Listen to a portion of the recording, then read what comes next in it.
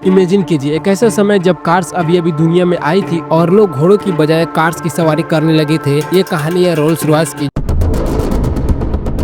जो आज लग्जरी की मिसाल है। ये कहानी है दो लोगों की, एक बेहद सिंपल इंजीनियर और दूसरा एक अमीर रेसर की। दोनों अलग दुनिया से थे लेकिन सपना एक था, एक ऐसी कार बनाना जो न टूटे, न रुके और न झुके। एक ऐसी कार जो सड़कों पर नहीं, लोगों के दिलों में दौड़े। शुरुआत छोटी थी लेकिन सोच बड़ी। मेहनत ऐसी थी कि हर स्क्रू, हर पार्ट और हर डिजाइन में लग्जरी की रूह बसने लगी। रोल्स रॉयस धीरे धीरे आम कार से अलग होती चली गई। ये वो कार बन गई जिसे लोग चलाने के लिए नहीं, जीने के लिए खरीदते थे। समय के साथ दुनिया ने बहुत कुछ देखा, वॉर, रिसेशन और टेक्नोलॉजी के तूफान, मगर रोल्स रॉयस हर तूफान से निकलकर और भी शानदार कार बनकर उभरी। बात है साल 1904 की। इंग्लैंड के एक छोटे से शहर में दो लोग, चार्ल्स रोल्स और हेनरी रॉयस, एक दूसरे से मिले। ये दोनों इतने अलग थे जितने दिन और रात। चार्ल्स रोल्स एक रिच फैमिली से थे। उनके पास पैसा था, रुतबा था और वो जन्म से ही बिजनेसमैन थे। उन्हें गाड़ियों का शौक था, वो रेसिंग में हिस्सा लेते थे और उनकी अपनी एक छोटी सी कंपनी थी जो कार्स बेचती थी। दूसरी तरफ हेनरी रॉयस का जन्म एक पुअर फैमिली में हुआ था। उनके पिता की जल्दी डेथ हो गई थी और हेनरी को बहुत छोटी एज में ही काम शुरू करना पड़ा। वो एक इंजीनियरिंग थे जिनके दिल में परफेक्शन के लिए जुनून था। हेनरी को ये बात बिल्कुल पसंद नहीं थी कि उस समय की गाड़ियां बार बार खराब हो जाया करती थी। वो चाहते थे कि ऐसी गाड़ी बनाए जो न सिर्फ मजबूत हो बल्कि हर तरह से बेमिसाल हो। इन दोनों की मुलाकात एक इत्तेफाक थी, लेकिन कहते हैं ना, जब दो लोग एक ही मकसद के लिए दिल से काम करते हैं तो किस्मत भी उनका साथ देती है। चार्ल्स को हेनरी की बनाई गाड़ियों के बारे में पता चला। हेनरी ने अपनी छोटी सी वर्कशॉप में एक ऐसी गाड़ी बनाई थी जो उस समय की दूसरी गाड़ियों से कई बेहतर थी। चार्ल्स ने जब वो गाड़ी देखी तो वह हैरान रह गए। उन्होंने तुरंत हेनरी से मिलने का फैसला किया। 4 मई साल 1904 को मैनचेस्टर के मिडलैंड होटल में चार्ल्स और हेनरी पहली बार मिले। ये मुलाकात किसी जादुई पल से कम नहीं थी। चार्ल्स को गाड़ियों का बिजनेस समझ था और हेनरी के पास था इंजीनियरिंग का जादू। चार्ल्स ने हेनरी से कहा, मैं ऐसी गाड़ी बेचना चाहता हूँ जो दुनिया की सबसे बेहतरीन हो, और हेनरी ने जवाब दिया, मैं ऐसी गाड़ियां बनाऊंगा जो दुनिया की सबसे बेहतरीन होगी। बस यहीं से रोल्स रॉयस की फाउंडेशन पड़ी। उस समय गाड़ियों का मार्केट बहुत अलग था। गाड़ियां अमीर लोगों के लिए थी लेकिन वो अक्सर खराब हो जाया करती थी। लोग गाड़ियों को स्टेटस तो मानते थे लेकिन उनकी क्वालिटी पर भरोसा नहीं था। हेनरी रॉयस ने ठान लिया कि वो एक ऐसी कार बनाएंगे जो न सिर्फ दिखने में शानदार हो बल्कि चलने में भी बेमिसाल हो। चार्ल्स और हेनरी ने एक समझौता किया। हेनरी गाड़ियां बनाएंगे और चार्ल्स उन्हें बेचेंगे, लेकिन ये इतना आसान नहीं था। हेनरी ने अपनी छोटी सी फैक्ट्री में काम शुरू किया। उनके पास न ज्यादा पैसे थे न ही बड़ी मशीन, लेकिन उनके पास था एक सपना और उस सपने को पूरा करने का जज्बा। हेनरी दिन रात मेहनत करते, वो हर छोटी छोटी चीज पर ध्यान देते। गाड़ी का इंजन, उसका डिजाइन, उसकी मजबूती, सब कुछ परफेक्ट होना चाहिए। ये उनका मंत्र था। वो कहते थे अगर कोई चीज सही नहीं है तो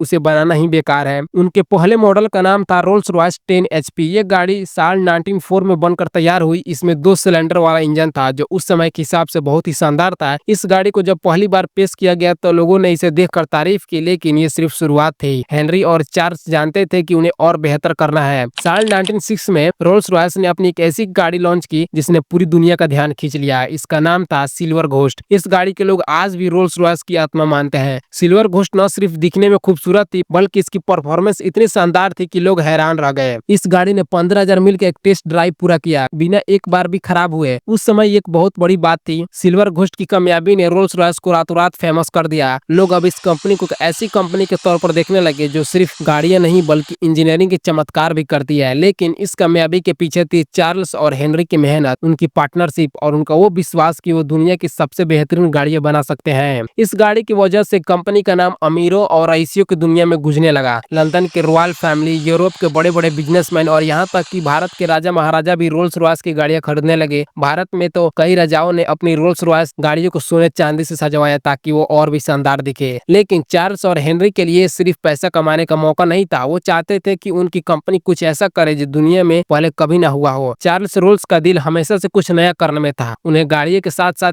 एयरप्लेन का भी बहुत शौक था। उस समय एयरप्लेन एक नई चीज थी। लोग अभी ये समझ ही रहे थे कि आखिर आसमान में उड़ना कैसे मुमकिन है। चार्ल्स ने सोचा अगर रोल्स रॉयस जमीन पर इतनी शानदार गाड़ियां बना सकती है तो क्यों न आसमान में भी कुछ कमाल करे। साल 1909 में चार्ल्स ने एयरप्लेन की दुनिया में कदम रखा। वो खुद एक पायलट थे और उन्होंने कई उड़ानें भरी, लेकिन उनकी जिंदगी में एक दुखद मोड़ आया। साल 1910 में एक प्लेन क्रैश में चार्ल्स रोल्स की डेथ हो गई। ये रोल्स रॉयस के लिए एक बड़ा झटका था। हेनरी रॉयस के लिए ये न सिर्फ एक बिजनेसमैन बिजनेसमैन पार्टनर का नुकसान था बल्कि एक दोस्त का जाना भी था, लेकिन हेनरी ने हार नहीं मानी। उन्होंने फैसला किया कि वो चार्ल्स के सपने को जरूर पूरा करेंगे। वर्ल्ड वॉर फर्स्ट साल 1914 और 1918 के बीच हुआ था, तो इसने रोल्स रॉयस के लिए एक नया मौका लाया। उस समय एयरप्लेन वॉर में बहुत इंपॉर्टेंट हो गए थे, लेकिन एक प्रॉब्लम थी, उस समय के एयरप्लेन के इंजन उतने रिलायबल नहीं थे। हेनरी रॉयस ने सोचा कि अगर उनकी कंपनी गाड़ियों के लिए इतने शानदार इंजन बना सकती है तो एयरप्लेन के लिए भी ऐसा कर सकती है। साल 1915 में रोल्स रॉयस ने अपना पहला एयरप्लेन का इंजन बनाया जिसका नाम था ईगल। ये इंजन इतना शक्तिशाली और रिलायबल था कि इसने वॉर में इस्तेमाल होने वाले एयरप्लेन्स की ताकत को कई गुना बढ़ा दिया। ईगल इंजन की कामयाबी ने रोल्स रॉयस को एक नई पहचान दी। अब ये कंपनी सिर्फ शानदार गाड़ियां बनाने वाली कंपनी नहीं थी, बल्कि एक ऐसी कंपनी बन गई थी जो आसमान को भी जीत सकती थी। लेकिन ये सफर आसान नहीं था। एयरप्लेन के इंजन बनाना गाड़ियों से कहीं ज्यादा मुश्किल था। इसके लिए नई टेक्नोलॉजी, ज्यादा मेहनत और बहुत सारे पैसे की जरूरत थी। हेनरी रॉयस दिन रात काम करते, उनकी सेहत भी खराब रहने लगी थी, लेकिन उनका जुनून कभी कम नहीं हुआ। वो हर इंजन को बार बार टेस्ट करते ताकि वो परफेक्ट हो। उनके लिए हर छोटी चीज मायने रखती थी। रोल्स रॉयस की असली फेम तब आई जब वर्ल्ड वॉर सेकेंड साल 1939 और 1945 के बीच शुरू हुआ। इस समय रोल्स रॉयस ने एक ऐसा इंजन बनाया जिसने न सिर्फ कंपनी का नाम रोशन किया बल्कि पूरी दुनिया का हिस्ट्री बदल दिया। इस इंजन का नाम था मर्लिन। मर्लिन इंजन को रोल्स रॉयस की इंजीनियरिंग का सबसे बड़ा चमत्कार माना जाता है। ये इतना शक्तिशाली और रिलायबल था कि इसे ब्रिटेन के सबसे फेमस फाइटर प्लेन जैसे स्विफ्ट फायर और हरिकेन में इस्तेमाल किया गया। मर्लिन इंजन की वजह से ब्रिटिश एयरफोर्स ने जर्मनी के खिलाफ वॉर में कई बार जीत हासिल की। कहते हैं कि अगर मर्लिन इंजन न होता तो शायद वर्ल्ड वॉर सेकंड का नतीजा कुछ और होता।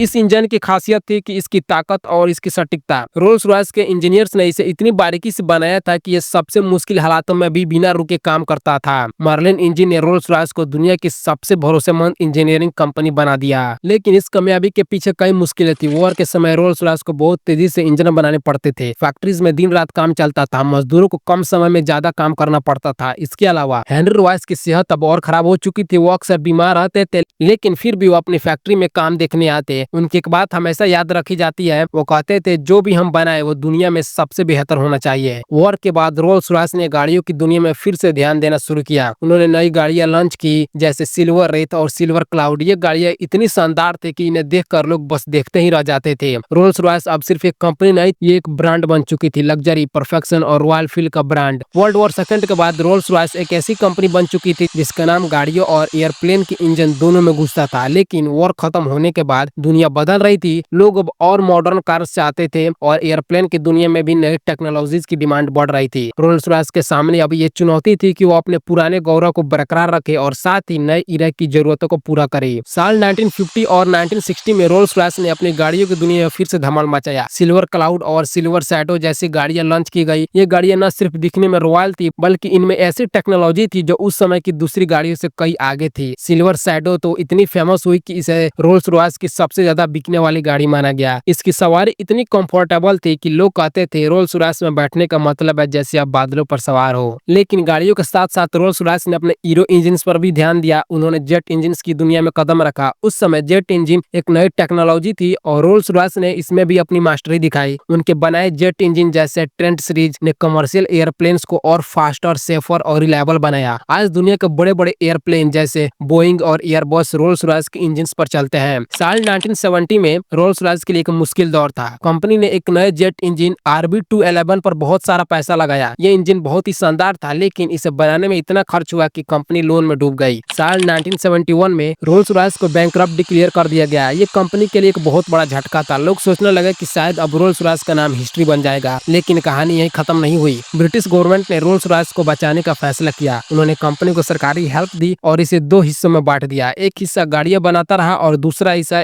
हीरो इंजन और दूसरी टेक्नोलॉजी पर काम करता रहा। इस मुश्किल वक्त में रोल्स रॉयस ने अपने जुनून को नहीं छोड़ा। उन्होंने फिर से मेहनत शुरू की और धीरे धीरे अपनी पुरानी शान को वापस पाया। साल 1980 तक रोल्स रॉयस फिर से मजबूत हो गई। उनकी गाड़ियां फिर से अमीरों और रईसों की पहली पसंद बन गई और उनके जेट इंजन दुनिया भर की एयरलाइंस में इस्तेमाल होने लगी। ये वो दौर था जब रोल्स रॉयस ने दिखाया कि मुश्किलें कितनी भी बड़ी क्यों ना हो, अगर आपके पास मेहनत और विश्वास है तो आप फिर से उठ सकते हैं। साल 1990 और 2000 में रोल्स रॉयस ने अपने ब्रांड को और मजबूत किया। साल 1998 में रोल्स रॉयस मोटर कार्स को BMW ने खरीद लिया, लेकिन कंपनी ने अपनी खासियत को बरकरार रखा। BMW के साथ मिलकर रोल्स रॉयस ने नई गाड़ियां लॉन्च की जैसे फैटम, घोस्ट और रेत। ये गाड़ियां इतनी शानदार थी कि इन्हें देखकर लोग दंग रह जाते थे। फैटम तो ऐसी कार थी जिसे लोग चलता फिरता महल महल कहते थे। इसकी हर छोटी चीज, सीट्स का लेदर, डैशबोर्ड की लकड़ी और यहाँ तक कि छत पर लगी स्टारलाइट हेडलाइनर, सब कुछ हाथ से बनाया जाता था। रोल्स रॉयस की गाड़ियां आज भी पूरी तरह से कस्टमाइज की जा सकती है। अगर कोई कस्टमर चाहे तो वो अपनी गाड़ी को अपने मन पसंद कलर, डिजाइन और मटेरियल से बनवा सकता है। कहते हैं कि कोई भी दो रोल्स रॉयस गाड़ियां एक जैसी नहीं होती, क्योंकि हर गाड़ी अपने मालिक की पसंद के हिसाब से बनाई जाती है। दूसरी तरफ रोल्स रॉयस के जेट इंजन भी मॉडर्न ईरा में और बेहतर हो गए। उनके ट्रेंट इंजन अब कम फ्यूल खर्च करते हैं और इन्वायरमेंट के लिए बेहतर है। रोल्स रॉयस ने नई टेक्नोलॉजी जैसे हाइब्रिड और इलेक्ट्रिक इंजन पर भी काम शुरू किया। वो चाहते हैं कि फ्यूचर में एयरप्लेन न सिर्फ तेज और सुरक्षित हो, बल्कि इन्वायरमेंट को भी कम नुकसान पहुंचाए। आज रोल्स रॉयस सिर्फ एक कंपनी नहीं है, ये एक सपना है। ये वो ब्रांड है जो शान, लग्जरी और परफेक्शन का प्रतीक है। चाहे वो उनकी गाड़ियां हो जो दुनिया के सबसे अमीर लोगों की पसंद है, या उनके जेट इंजन जो दुनिया के सबसे बड़े एयरप्लेन्स को उड़ाते हैं, रोल्स रॉयस हर जगह अपनी छाप छोड़ता है। रोल्स रॉयस की खासियत है उनकी डिटेलिंग। उनकी हर गाड़ी और हर इंजन में वो जुनून दिखता है जो हेनरी रॉयस ने 9 साल पहले शुरू किया था। उनकी फेमस स्पिरिट ऑफ एक्सटेसी, वो छोटी सी मूर्ति है जो हर रोल्स रॉयस गाड़ी के सामने लगी होती है। वह सिर्फ एक लोगो नहीं है, बल्कि कंपनी के उस वादे का प्रतीक है कि वो हमेशा सबसे बेहतर बनाएंगे। रोल्स रॉयस की पूरी कहानी में सिखाती है कि सपने वो नहीं जो सिर्फ देखे जाते हैं, सपने वो हैं जो मेहनत, जुनून और लगन से पूरे किए जाते हैं। चार्ल्स और हेनरी ने एक छोटी सी वर्कशॉप से शुरुआत की थी, लेकिन उनका विश्वास और उनकी मेहनत ने एक ऐसी कंपनी बनाई जो आज दुनिया में सबसे शानदार मानी जाती है। चाहे वो फाइनेंशियल क्राइसिस हो, वॉर की मुश्किलें हो या नए टेक्नोलॉजी की चुनौतियां, रोल्स रॉयस ने हर बार खुद को और बेहतर बनाया। ये कहानी में बताती है कि अगर आप अपने काम में पूरी शिद्दत से जुट जाए तो कोई भी मंजिल दूर नहीं। इसी के साथ ये वीडियो होता है खत्म। मिलते हैं नेक्स्ट वीडियो में, तब तक के लिए जय श्री राम।